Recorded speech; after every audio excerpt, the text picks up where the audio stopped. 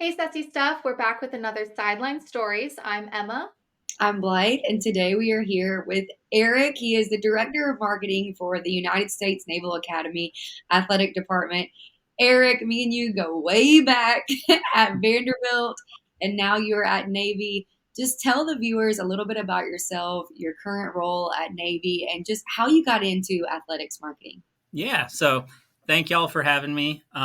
So I got started in athletics, I guess as far back as high school. I knew I wasn't that talented of an athlete, but I wanted to work in sports somehow. And so my high school football coach was actually a former quarterback at Western Michigan University, where I went to school, or ultimately decided to go to school.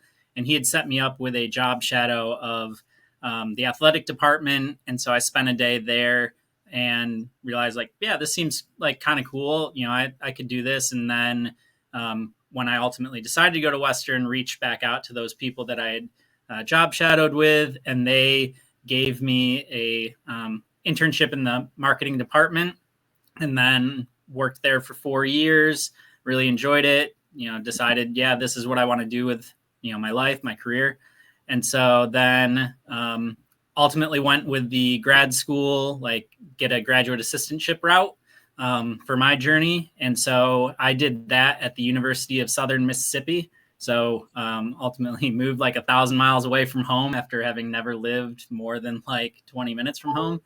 And so went down there, had 2 great years there, learned a lot, had a great time, enjoyed living in the South and all that. And so then my first job out of college was a year-long marketing assistant position at Vanderbilt, which is where I met Blythe, um, and learned a lot there, had a great time. And then in fall of 2019, I was, interviewing for jobs all over the country, ended up getting hired here at Navy as the assistant director of marketing. And then a couple years later was promoted to the director of marketing. And so now I've been here. September was my 5-year anniversary here at the Naval Academy. Um, in my current role, I oversee the marketing for Navy men's basketball, baseball, and women's soccer.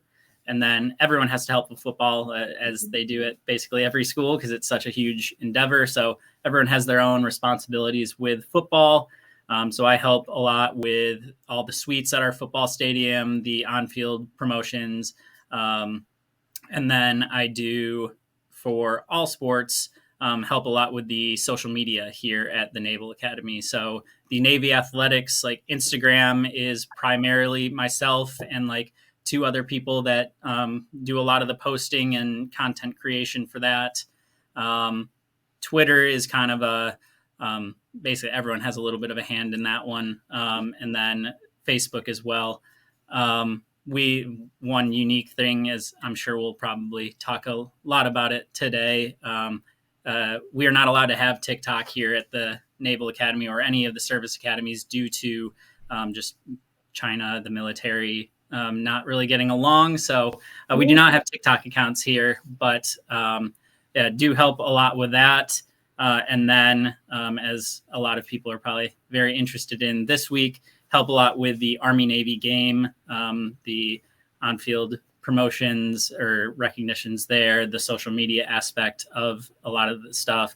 And the big project that I do every year for it is the release of the Army-Navy uniform.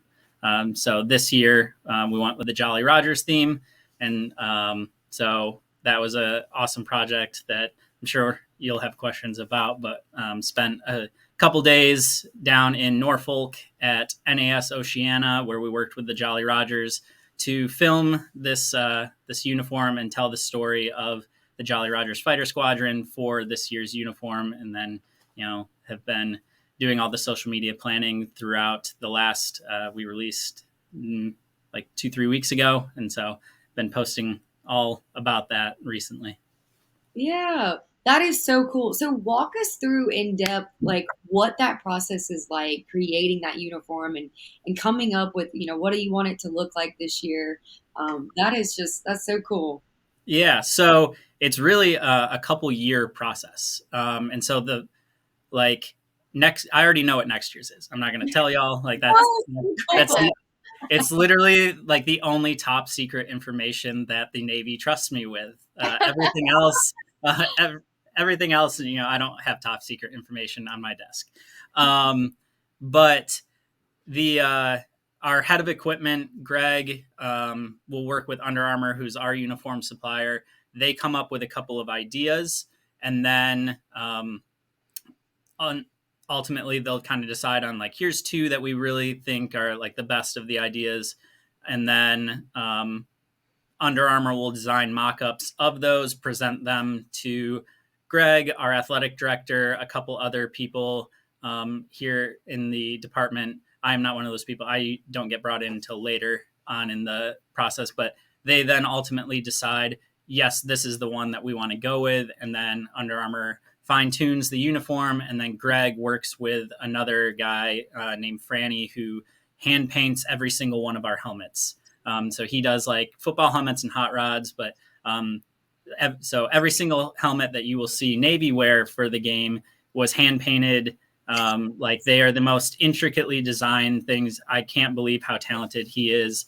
Um, he's been doing the last several years. So like the one that really blew me away was a couple years ago. We did the NASA uniform that had on the side of it was a picture of Bruce McCandless, who is a former Naval Academy graduate who then became an astronaut and is the man who was the first untethered space flight. So like the scariest thing ever, because he didn't know if he was going to make it back.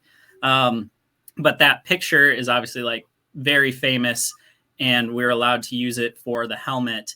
But he got it so intricate that if you look, I mean, it's like the size of a nickel is the actual space mask on that helmet, but within it there is then a reflection of the International Space Station on the helmet. Like I don't know how he's like that talented, but that's kind of the process of picking the uniform. Then like back in, I want to say February or March, we met, myself, our head of external, who's also named Eric, and then a couple of the creative people that help film and direct the shoot.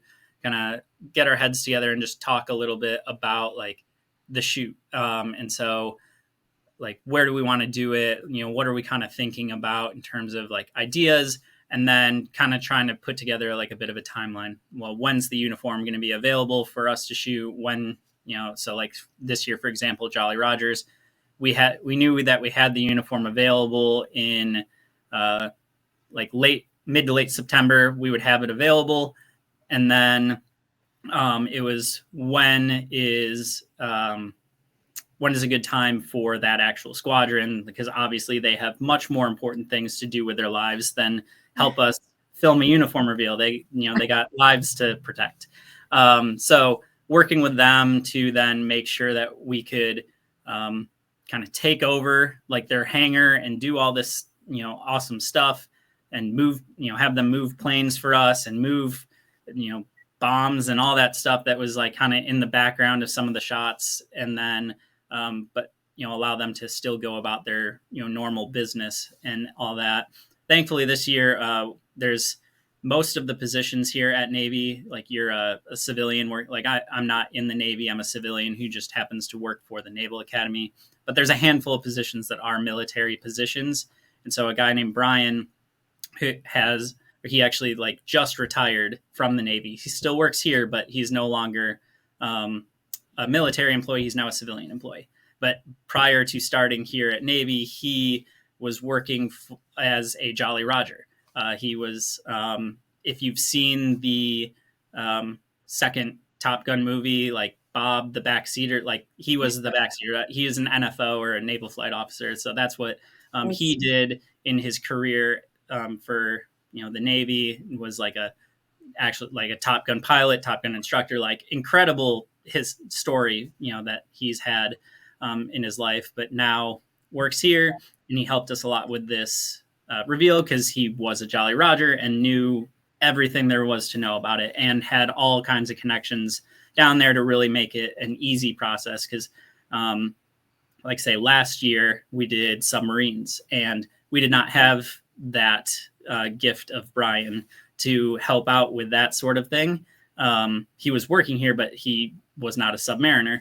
And so it was me talking to all these people at Groton, where we filmed that one on a couple of submarines. But I was I don't speak military language, and so sometimes there was stuff that gets lost in translation, and you're just trying to like coordinate that. So the operations and the logistics was much more smooth this year for sure, thanks to Brian. But yeah, it's a wild process. Then we did a site visit in like August, September. There was about a 14-person crew that went down in terms of like videographers, photographers, directors, and then just some other people that helped with the shoot. That then we filmed like part of the day Friday, and then most of the day Saturday and Sunday, and then got all this content together and made what I think is like one of the most incredible uniform reveal videos that I've ever seen. I always love talking about just like the steps to create it because, as a viewer and a fan, we just scroll and we see that final piece. So I love hearing about, the story and the steps that it takes to create such great work. And, this is definitely, it's always been a bucket list game for me. But I mean, what makes this tradition so special? And what are some of the traditions that fans can see this weekend during this game? Yeah. So I guess some of the traditions that you don't see, I mean, it's just the pageantry makes it like so special. The obviously the students that go here, the student athletes, every single one has signed up to serve once they graduate.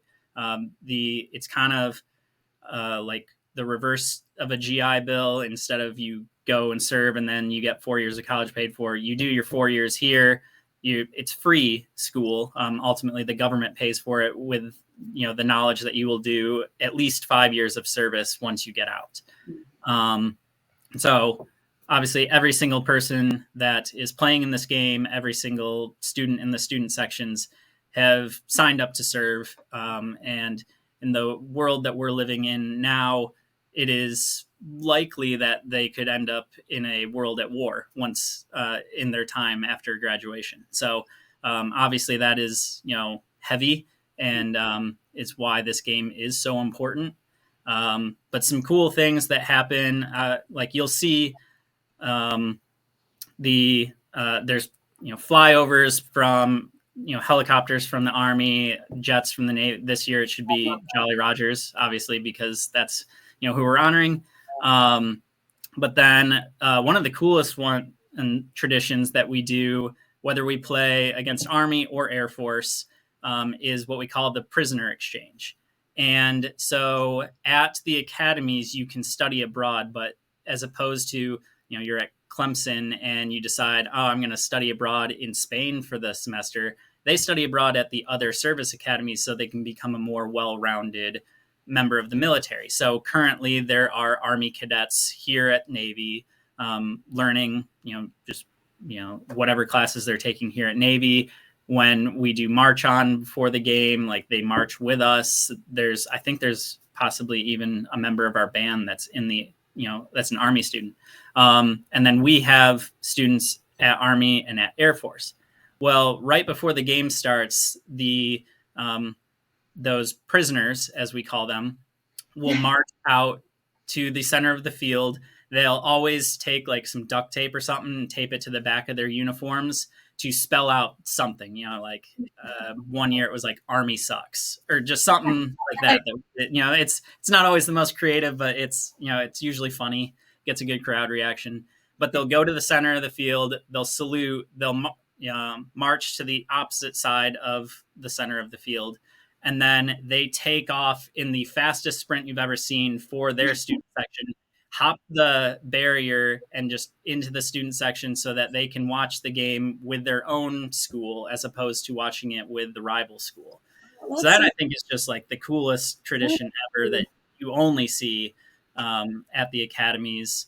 Then obviously, as I kind of briefly mentioned, March On. That's a tradition that happens at every Navy football game, and the other academies too. But the entire brigade of midshipmen, every football game, will march out onto the field. There's 36 companies within the brigade, so each one marches out. The leader of each company is announced, and then by the end of it, there's 4,000 plus midshipmen out on the field, and you can just see like that. Here's your entire academy. Here's the men and women that are gonna serve our country and protect you one day, and then they get obviously the biggest round of applause ever, and then they go and they sit and they enjoy the game. And so for Army Navy, both schools will march on as the home team. I believe Army will go first, and then we'll go second. So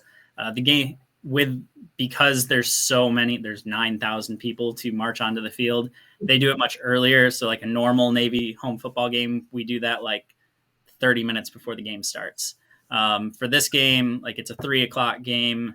March On starts at noon. So it is televised, not on like big CBS. CBS Sports covers that pre-game stuff, and then the actual game then goes over on CBS. But those are a couple cool things. Like we have normal colleges, they got their this club, whatever club you may have. We have a parachute team club, so like they just jump out of planes for fun. Like that's their club, and so like the USNA parachute team will jump into the game. I haven't heard for sure if Army has that as well. Like I know they also have a team.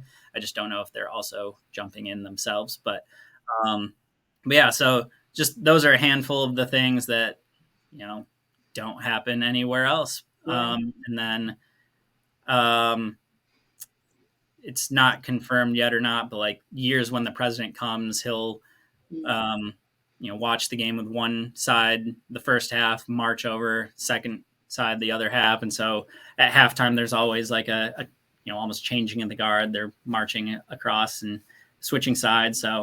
So many different things that you just again don't see with any other game. That's so cool. And while we're talking about this game, before we move into all the other sports you cover, how are you feeling about it? I'm feeling good.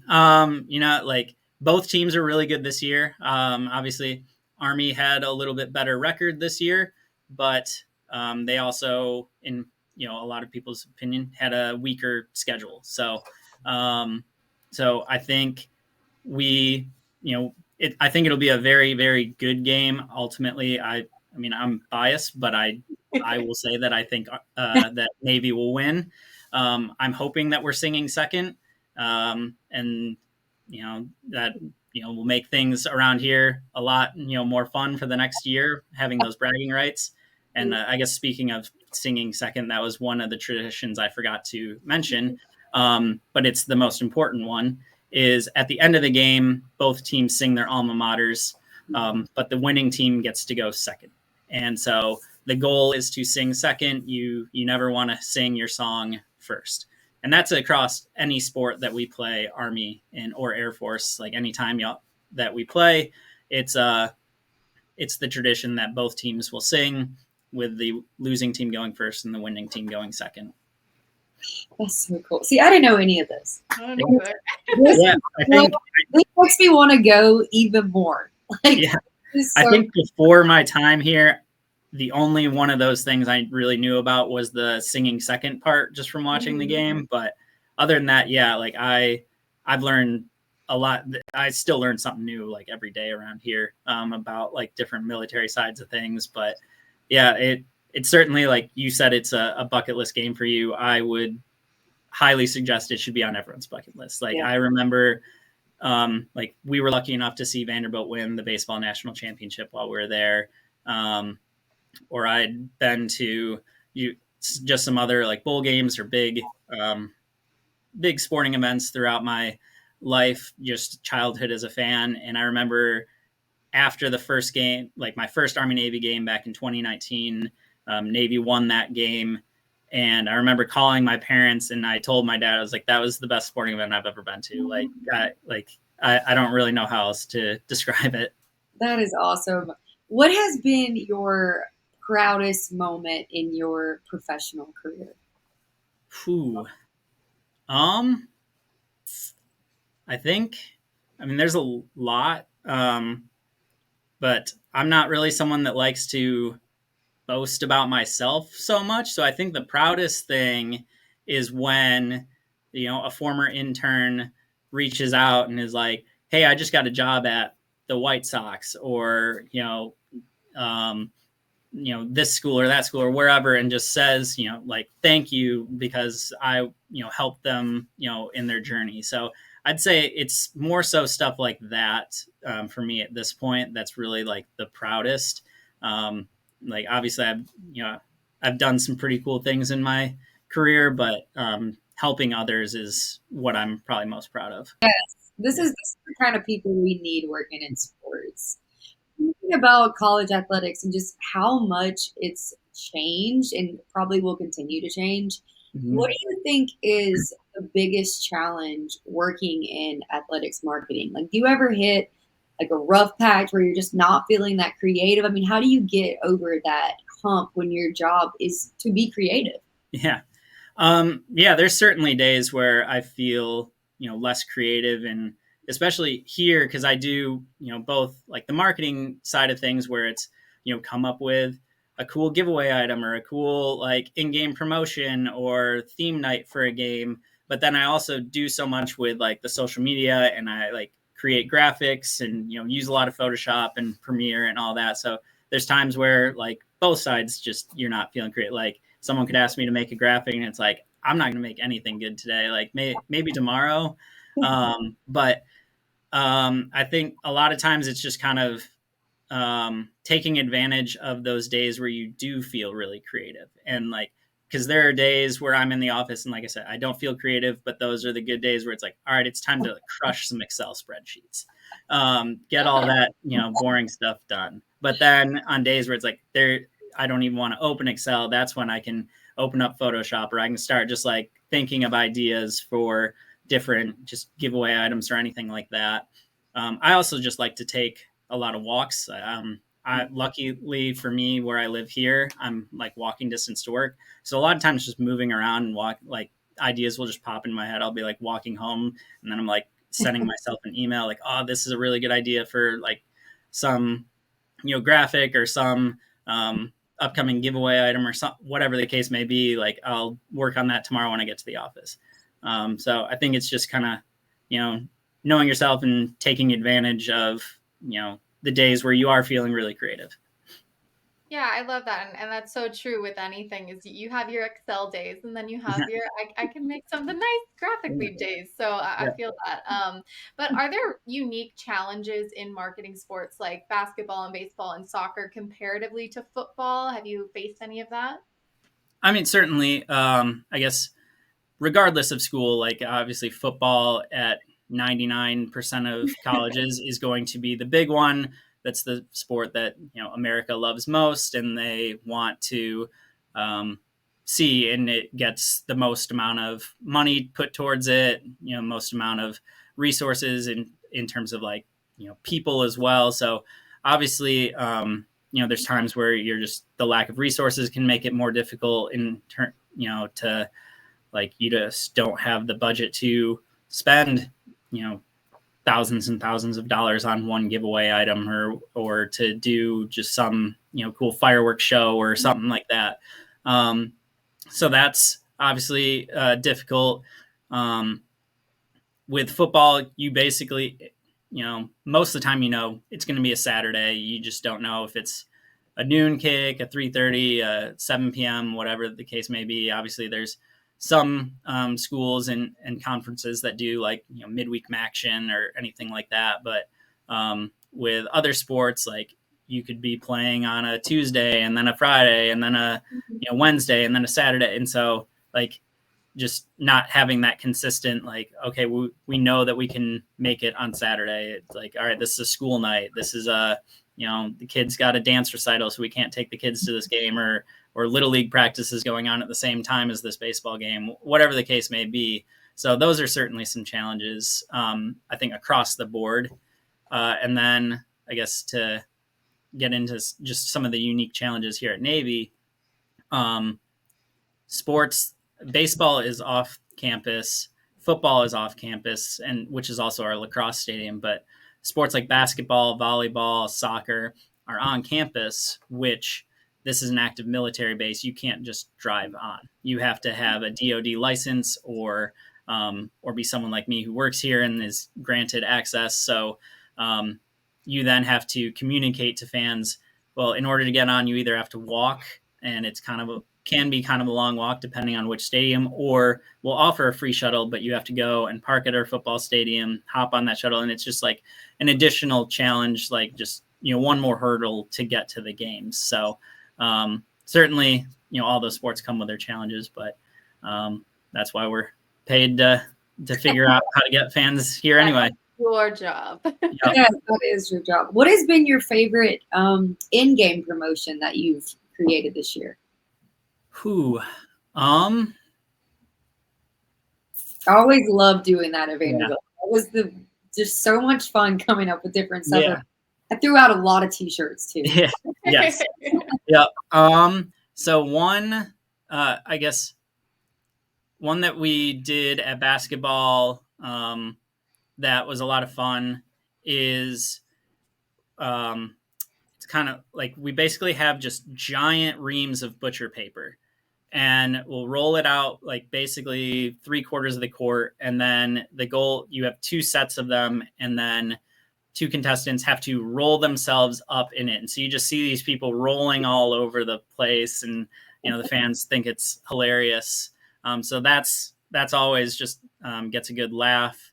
One at baseball that I've always enjoyed. I did it at Southern Mississippi when I was there, and then we weren't really able to do it at Vanderbilt because it was an entirely turf field. But here at Navy, we're getting an all turf field, but we had dirt at the different bases, and so at home plate, we'd bring a little kid out onto the field to dust off home plate for the umpire in between one inning, which is just always adorable as your face just, reacted to it. So, that's been one of my favorites to bring here, just because it's just cute and people really enjoy it. And it's a lasting memory for a little kid.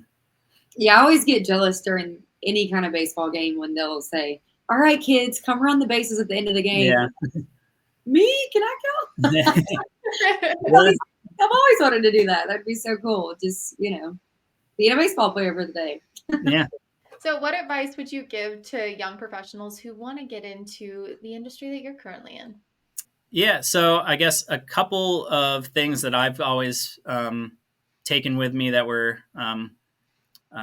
piece of advice I was given is, early in your career, kind of be open to moving anywhere. Like, obviously, like I tell a lot of my interns this here, like on the East Coast, you're pretty close to a lot of things. Like from Annapolis, it's 40 minutes to DC and Baltimore. It's 2 hours to Philadelphia. It's like 3 hours to New York City. So if you're an East Coast person around here, it's pretty easy to like still stay really close to home and work at a multitude of professional teams or college teams. But where I grew up in Kalamazoo, Michigan, like it's the halfway point between Detroit and Chicago. Both are about 2.5 hours away. And other than that, there's like a couple of minor league baseball teams or a minor league hockey team. Like there's not really like a ton of options. And so I kind of knew, like, unless I just luck out and happen to like, Michigan or someone has a job opening, that I was probably going to be exploring the country as I started my career. And me personally, I've really enjoyed it. I love, being in the South and getting to experience Southern culture, and just like the Southern hospitality and just all the incredible friends I made down there.